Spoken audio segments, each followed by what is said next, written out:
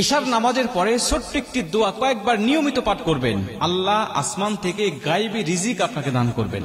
এই দোয়াটা নবীজি সাল্লাল্লাহু আলাইহি ওয়াসাল্লাম নিজে তার মেয়ে হযরত ফাতেমা রাদিয়াল্লাহু তাআলা আনহাকে জানিয়েছেন।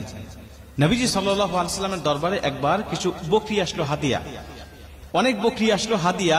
এই হাদিয়াটা দেখে গেলেন হযরত আলী রাদিয়াল্লাহু তাআলা আনহু। এদিকে আলী রাদিয়াল্লাহু তাআলা আনহু ঘরে কয়েকদিন পর্যন্ত কোনো খাবার নেই।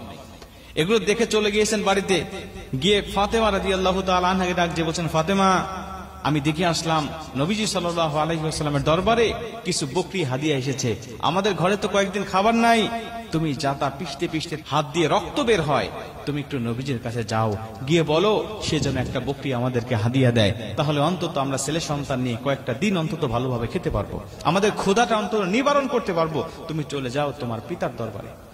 ফাতেমা রাদিয়াল্লাহু তাআলা দেখলেন কথা তো ঠিকই, বাবার দরবারে এত হাদিয়া, চাই না একটু একটা বকরি নিয়ে আসি, আমাদের ছেলে সন্তানকে নিয়ে আমাদের পেটের ক্ষুধাটা অন্তত নিবারণ করতে পারবো। চলে গেলেন, গিয়ে বলছেন, বাবা, আমি শুনলাম আপনার দরবারে অনেক বকরি হাদিয়া এসেছে, একটা বকরি আমাদেরকে দেন, আমরা কয়েকদিন যাবত আজকে অভুক্ত অবস্থায় আছি, আমাদের সন্তান আপনার আদরের নাতি হাসান হোসেন পর্যন্ত না খেয়ে আছে, একটা বকরি হাদিয়া দেন, এটা নিয়ে আমরা একটু তাদের ক্ষুধাটা নিবারণ করতে চাই। মুসলমান ভাইরা আমার, নবীজি সাল্লাল্লাহু আলাইহি ওয়াসাল্লাম ডাক দিয়া বলেন, ফাতেমা, তোমাকে আমি এমন একটি দোয়া শিক্ষা দিতে চাই, এমন একটা আমল বলে দিতে চাই, যে আমলটা যদি তুমি নিয়মিত করতে পারো ফাতেমা, আমি নবীজি বললাম আসমান থেকে আমার আল্লাহ তোমাকে এত রিজিক দান করবে, এত গায়েবী সম্পদ দান করবে, তুমি খেয়ে শেষ করতে পারবে না। গায়েবী রিজিক আল্লাহ তোমাকে দান করবে। ফাতেমা, তুমি বলো তুমি কি নিতে চাও, বলো, বকরি নিয়ে যাবে নাকি এই দোয়াটা তুমি শিক্ষা নিবে, এই অমূল্য দোয়াটা তুমি শিক্ষা নিবে নাকি বকরি হাদিয়া নিবে, বলো।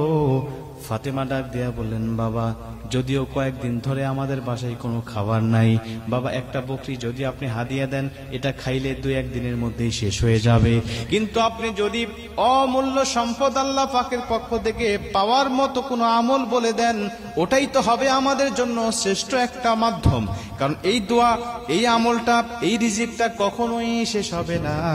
এই আমলটা করে করে আল্লাহর দরবার থেকে আমি রিজিক নিব, আর আল্লাহ পাক আমার সংসারটাকে সুখময় শান্তিময় করে দিবে। নবীজিকে যখন ফাতেমা রাদিয়াল্লাহু তাআলা আনহা এই কথাটা বললেন, নবীজি সন্তুষ্ট হয়ে গেলেন। ফাতেমা রাদিয়াল্লাহু তাআলা আনহাকে নবীজি ডাক দেয়া বলেন, ফাতেমা, তুমি আসলেই বুদ্ধিমত্তার পরিচয় দিয়েছো, তুমি চলে যাও আলী রাদিয়াল্লাহু তাআলা আনহুকে নিয়ে তুমি নিয়মিত আমলটা করতে থাকো, আমি নবীজি কথা দিলাম তোমাকে আমার আল্লাহ অগণিত রিজিক দান করে দিবে, অগণিত রিজিক আল্লাহ তোমাকে দান করবে। আমলটা কি? আমলটা হলো, আল্লাহুম্মা ইয়া আউয়ালাল আউয়ালিন, ইয়া আখিরাল আখিরিন, ইয়া দাল কুওয়াতাল মাতিন, ইয়া রাহিমাল মাসাকিন, ইয়া আরহামার রাহিমিন। এই দোয়াটা তুমি নিয়মিত পাঠ করতে থাকো, আমি নবীজি বলছি কখনো তোমাকে আল্লাহ অভুক্ত অবস্থা রাখবে না। ফাতেমা রাদিয়াল্লাহু তাআলা আনহা দোয়াটা নিয়ে সন্তুষ্ট মনে নবীজি সাল্লাল্লাহু আলাইহি ওয়াসাল্লামের হুজরা ত্যাগ করলেন, নিজের হুজরার দিকে রওনা হয়ে গেলেন।